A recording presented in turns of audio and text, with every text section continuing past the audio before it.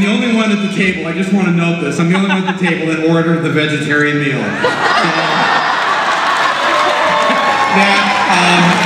I know it was a little dangerous coming up here and doing Korean karaoke. 1,000 nurses has to be better than one defibrillator, right? What happened to us? Can't we do this anymore, even karaoke? Come on! Everybody! Doe, a deer, a female deer, Ray, a drop of golden sun, me, a name I call myself, far long way to run. Come on! So, needle pulling thread, on, work to follow so. Tea, a drink with jam and bread, that will bring us back to dough.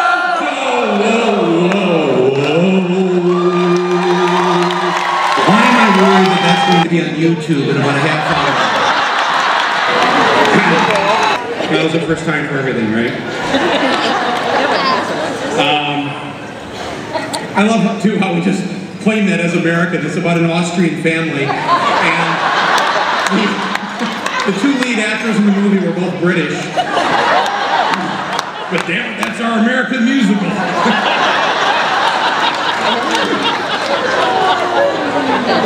Oh man, I'm wearing my Michigan shirt here.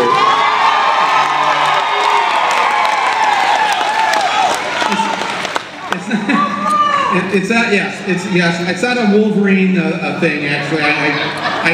Because actually I'm a Spartan fan for Michigan State. I'm wearing it because just across the bay tonight, the Detroit Tigers are expected to win their first division title in almost 25 years. So what are we doing here?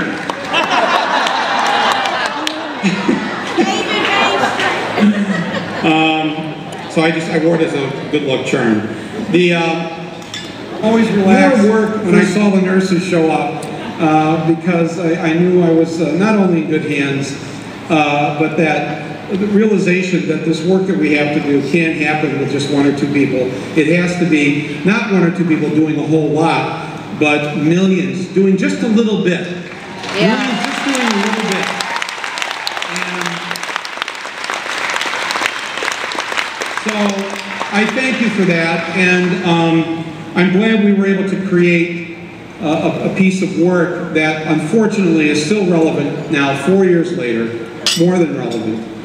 And so grateful to the woman who now works for your central staff at National Nurses United, Donna Smith, who's in our class. Living very interesting times right now. Last night I was in Boston and I spoke at a community.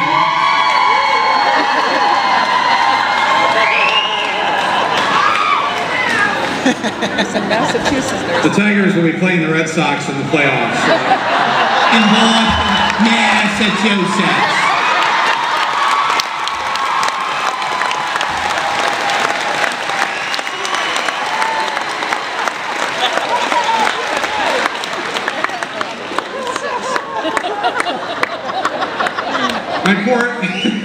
My poor sister is sitting over there at the table, and she has children. We had a cousin from the East Coast who made, or at least me, memorize John F. Kennedy's inaugural address. And so I did. I memorized the whole, and I would just walk around the house giving Kennedy's inaugural address. And I got pretty good at it, and then I started doing it with the Boston accent.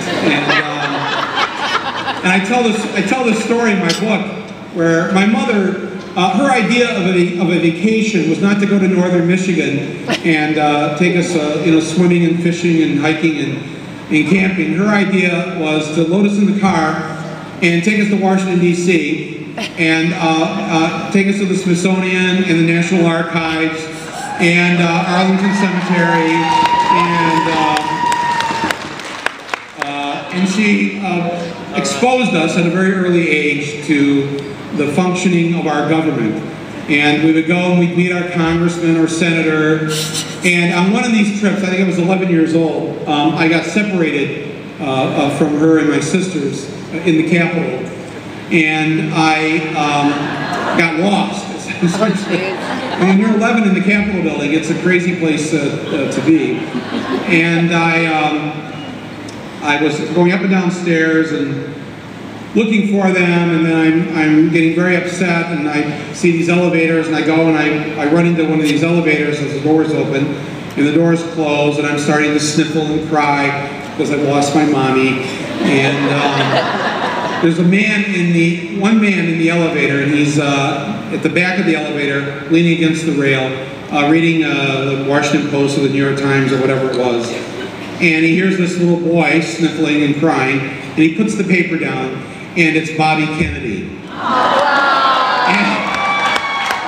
And he says, what's wrong, young man? I said, I've lost my mommy. And so he took me to the Capitol security, to the police, and they said that, you know, they would take it from there and they would find her. And he said, no, I'm going to wait until you do. And he stood there and had this conversation with me to calm me down and to comfort me. And it was just one of those, you know, rare, unexpected, wonderful moments that, you know, you get to have in your life.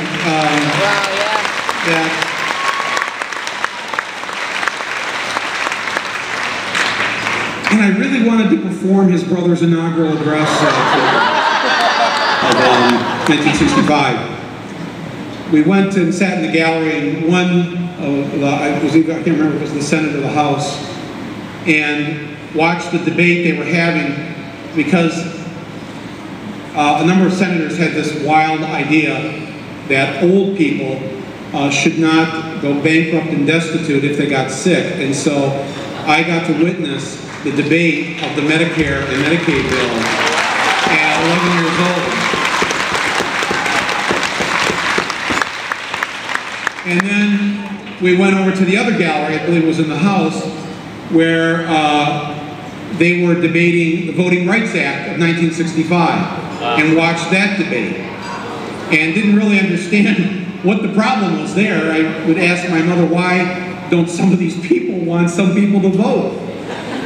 And this was just a few months after a housewife in Detroit by the name of Viola Liuzzo was watching TV one night and was watching what the sheriff was doing down in Selma, Alabama to those who were trying to march across a bridge on their way to Montgomery. And she decided to get in the car and drive down to Alabama to help and to participate. That decision cost her her life. The job they gave her was to ferry demonstrators back and forth between the camps that they had set up and the staging areas. And she was run off the road by the Ku Klux Klan because she was transporting African Americans, and she was brutally murdered. So this was the context of being in Washington, D.C., listening to senators and congressmen explain why certain people shouldn't have it, quote, you know, made easy kind of South in the South that Washington, D.C. sits in. And we pulled off the road at a gas station to use the restroom. And it was there that, going around to the restroom, my mother saw a sign that said whites and one that said colored. And the Civil Rights Act had just passed in the months prior to that, Civil Rights Act of '64, outlawing such things. And my mother didn't like me having to witness this. That bothered her probably more than anything, because she was such a big believer in this country and in our democracy. She was a staunch Republican as we were growing up.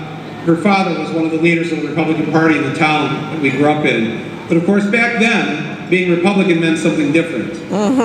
That's right. Different. That's Conservative right. meant that you conserved your money. You didn't spend money you didn't have. Yeah. In the war. These are treated as God's gifts, the planet. And one of the first conservationists who became president was a Republican, Teddy Roosevelt, who protected vast areas of land.